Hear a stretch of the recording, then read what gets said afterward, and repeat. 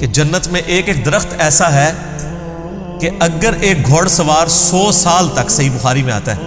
100 سال تک گھوڑے پہ بھاگتا رہے، اس کے سائے سے باہر نہیں نکل سکتا۔ یہ جناب سائز ہے ایک درخت کا، سر ایک درخت کا، تو کائنات پھر کتنی بڑی ہے۔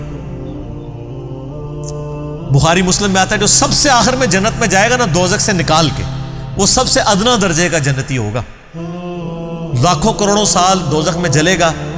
جب اس کے سارے گناہ دھل جائیں گے دوزخ کے عذاب کے عوض، اور بس اس کے پلے صرف یہ نیکی ہوگی کہ اس نے زندگی میں ایک دفعہ لا الہ الا اللہ کہا ہوگا، بس یہ کلمہ اس نے پڑھ لیا ہوگا، لا الہ الا اللہ محمد رسول اللہ، یا اپنے بھی وقت کے پیغمبر پہ جو اپنے زمانے میں امتوں کے تھے ان پہ ایمان لائے ہوں گے۔ تو جیسے ہی اس کو بخاری مسلم کے الفاظ ہیں دوزخ سے نکالا جائے گا، اللہ تعالیٰ فرمائے گا ہاں بھائی تیرے لیے زمین سے 10 گنا بڑی جنت، تو کہے گا یا اللہ تو خدا ہو کے میرے ساتھ مذاق کرتا ہے۔ تو بخاری مسلم کے الفاظ ہیں کہ اللہ تعالیٰ اپنی شان کے لائق مسکرائے گا اس کی بات کے اوپر، اللہ فرمائے گا مذاق نہیں کر رہا، حقیقت بات ہے کہ جو یہ روئے ارض ہے، یہ جو میریکل پلانٹ ارتھ ہے، اس سے 10 گنا بڑی جنت ہے اس شخص کے لیے جو سب سے آخری درجے کا جنتی ہے۔ اور سر جو شروع میں چلے جائیں گے ان کی جنتوں کا کون اندازہ لگا سکتا ہے؟ بخاری مسلم کے الفاظ ہیں کہ جنت میں ایک درجے والا اپنے سے اوپر والے درجے کو یوں دیکھے گا جیسے تم ستارے دیکھتے ہو، اور وہ فرق ایک نیکی کا ہوگا، ایک نیکی کا، اور یہ درجوں کا فرق۔ یہ تو سر اب ہمیں جب سائنٹسٹ بتا رہے ہیں نا گلیکسیز کی تعداد، اور بتا رہے ہیں جی 2.5 ارب گلیکسیز ہیں، اور ہر گلیکسی میں 300 ارب سے زیادہ سورج اور اس کے ساتھ زمینیں ہیں، تو یہ اللہ نے پورا انتظام کیا ہوا سر۔ اس وقت بھی جتنی کائنات ڈسکور ہو چکی ہے نا، اگر یہی جنتیوں میں بانٹ دی جائے نا تو یہ بھی اس سے بڑی ہے۔ اللہ نے تو کیا کچھ پیدا کر دیا، اسی لیے قرآن حکیم میں آتا ہے نا کہ تمہارے رب کے لشکروں کو کوئی نہیں جانتا اس کے سوا۔ ہم تو یعنی مخلوقات کا احاطہ کر ہی نہیں سکتے جو کچھ اللہ نے پیدا فرما دیا۔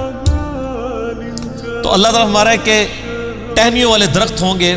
ان جنتوں کے، فَبِأَيِّ آلَاءِ رَبِّكُمَا تُكَذِّبَانِ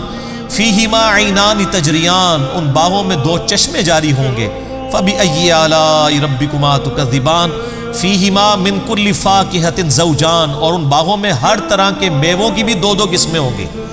ہر میوے کی 2 قسمیں ہوں گی۔ اللہ اکبر۔ فَبِأَيِّ آلَاءِ رَبِّكُمَا تُكَذِّبَانِ متقین علی فرش بطائنها من استبرق، جو جنتی ہیں وہ تکیہ لگائے بیٹھے ہوں گے بستروں پر جن کے استر جو ہیں وہ گاڑے ریشم کے ہوں گے، وجن الجنتین دان، اور دونوں باغوں کا پھل نیچا جھکا ہوگا۔ یہ نہیں ہے کہ جناب آپ وہ درخت اتنے بڑے بڑے ہیں تو جناب آپ کو کوئی سیڑھی لگا کے یا کسی ڈرون میں بیٹھ کے جانا پڑے، نہیں، ٹہنی لٹک رہی ہوں گی، بلکہ اشارہ کریں گے تو ٹہنی اپنے پاس آ جائے گی، اور آپ اس کو پھل کے توڑ کے کھائیں گے، کیونکہ جنت کو تو فنا نہیں ہے، آپ کے توڑ کے ختم ہوگا ایک اور وہاں پہ لگ جائے گا۔ جنت میں کوئی چیز ختم نہیں ہونی سر، جتنا مرضی کھاؤ پیو، ختم کوئی چیز نہیں ہونی، جو آپ کھائیں گے نا آپ، اچھا، اور آپ کو بھی تکلیف سے آزاد کر دیا، کوئی پیشاب نہیں ہے، کوئی پخانہ نہیں ہے۔ بخاری مسلم کے الفاظ ہیں ایک خوشبودار ڈکار آئے گی، سب کچھ ہضم، اور کوئی قبض والا معاملہ نہیں ہوگا، کوئی پیٹ خراب ہونے والا نہیں ہوگا، وہاں اپنے آپ لذت کے لیے کھائیں گے اور بھوک بھی نہیں ہوگی، بھوک کے بغیر بھی لذت کی وجہ سے آپ کھانا کھائیں گے، اور لذت کی وجہ سے آپ جتنا مرضی، یہاں پہ بھی لوگ بھوک کے بغیر لذت کے لیے کتنا کچھ کھا جاتے ہیں، کہتے ہیں میں تو ہنے کھانا کھا کے آیا تو رکھو تو پھر 2 پلیٹاں کھا جاتے ہیں، ٹھیک، ادھر بھی اتنے لوگ موجود ہیں، بعض میں جو کچھ بھی بیچاروں کے ساتھ ہوتا رہے تو وہ ایک لادہ بات ہے، لیکن وہاں پہ یہ کچھ نہیں ہوگا۔ فَبِأَيِّ آلَاءِ رَبِّكُمَا تُكَذِّبَانِ فِيهِنَّ قَاصِرَاتُ الطَّرْفِ لَمْ يَطْمِثُهُنَّ إِنسٌ قَبْلَهُمْ وَلَا جَانٌ، ان جنتوں میں نیچی نگاہوں والی حوریں ہوں گی جن کو نہ کسی انسان نے چھوا ہوگا نہ کسی جن نے اس سے قبل۔ اچھا، ان آیات سے اب یہ بھی پتہ چل گیا کہ جنوں کے لیے بھی ایک جنت ہے اور انسانوں کے لیے بھی جنت ہے۔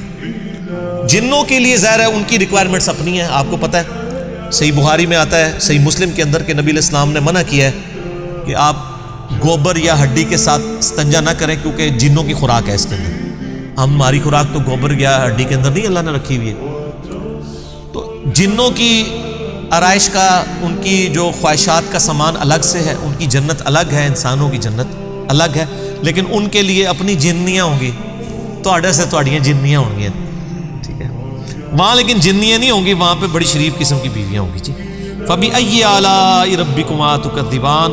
كَأَنَّهُنَّ الْيَاقُوتُ وَالْمَرْجَانُ، اور یہ جنتی عورتیں ایسی ہوں گی گویا یاقوت اور مرجان ہیں۔ وہ تو صحیح بخاری میں آتا ہے کہ وہ یعنی ایسی ٹرانسپیرنٹ حوریں ہوں گی کہ ان کی جو پنڈلیاں ہیں، پنڈلیوں کے پیچھے ہڈیوں میں جو گودا ہے نا، وہ بھی ٹرانسپیرنٹ نظر آ رہا ہوگا۔ یہاں پہ تو خیر ان چیزوں میں شاید کوئی اتنی اٹریکشن نہ ہو کہ کوئی شیشے کی کوئی حور بن کے سامنے آ جائے، وہاں کی ریکوائرمنٹس ڈیفرنٹ ہیں، وہاں کے لیے وہاں جا کے پتہ چلے گا۔ فَبِأَيِّ آلَاءِ رَبِّكُمَا تُكَذِّبَانِ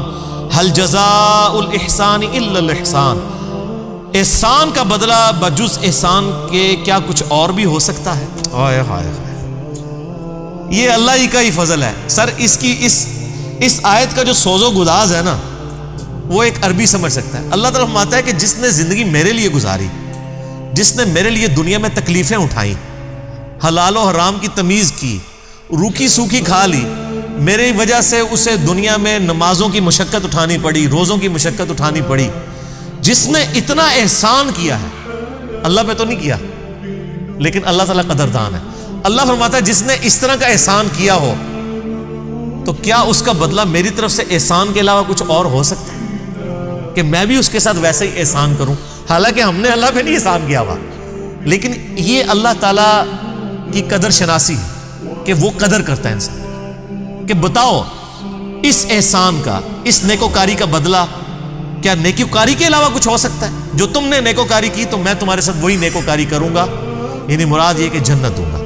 فَبِأَيِّ آلَاءِ رَبِّكُمَا تُكَذِّبَانِ، تو اے جن و انس کے گروہ، تم اپنے رب کی کون کون سی نعمتوں کو جھٹلاؤ گے؟ أحب لقاء يظل